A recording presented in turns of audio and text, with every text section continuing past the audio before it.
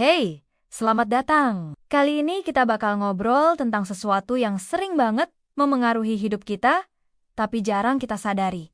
Self-esteem atau rasa percaya diri. Gimana kita melihat diri sendiri itu nggak cuma soal image atau penampilan, tapi juga memengaruhi semua keputusan dan perilaku kita sehari-hari. Banyak orang tua tentu ingin anaknya tumbuh dengan rasa percaya diri yang sehat, tapi kadang, tanpa disadari, cara mereka mendidik justru bisa merusak self-esteem anak. Trauma kecil di masa kecil, komentar yang nyakitin, atau perbandingan yang terus-menerus bisa bikin kita menilai diri sendiri dengan cara yang nggak sehat. Salah satu tanda paling umum itu adalah selalu membandingkan diri dengan orang lain. Kalau kamu sering merasa nggak pernah cukup baik dibanding teman, saudara, atau orang sekitar, kemungkinan besar ini kebiasaan yang terbentuk sejak kecil. Banyak orang tua dengan niat baik membandingkan anaknya supaya termotivasi, tapi alih-alih memacu.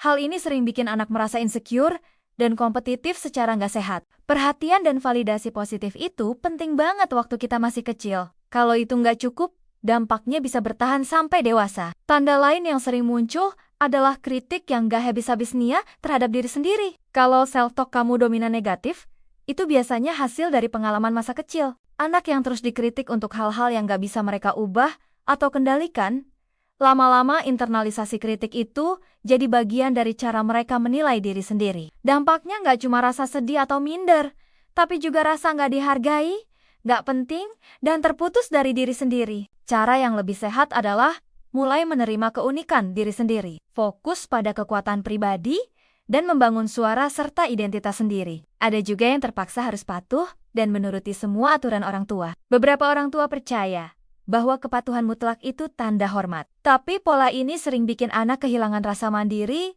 dan tumbuh dalam lingkungan yang penuh tekanan. Anak yang dibesarkan dengan cara ini bisa jadi lebih agresif, lebih pasif, atau kesulitan bersosialisasi, plus rasa percaya diri yang rendah. Kalau kamu merasa takut membuat kesalahan, itu bisa jadi efek dari terlalu sering ditegur atau dimarahi saat kecil. Kesalahan adalah bagian penting dari belajar dan tumbuh. Anak yang dibiarkan eksplorasi dan gagal sedikit demi sedikit akan belajar resilience, dan itu membangun rasa percaya diri. Tapi kalau kamu dibesarkan dengan tuntutan sempurna, kecil-kecil aja salah, langsung ditegur, maka wajar kalau sekarang kamu cenderung perfeksionis, takut mengambil risiko, dan ragu mencoba hal baru. Satu lagi, kalau kamu takut punya mimpi besar atau membicarakan tujuan hidupmu, itu juga tanda kalau self-esteem kamu dulu pernah terganggu. Masa kecil adalah waktu kita belajar bermimpi. Kalau dulu kamu sering diejek, diabaikan, atau dikritik karena punya aspirasi, maka wajar kalau sekarang lebih memilih aman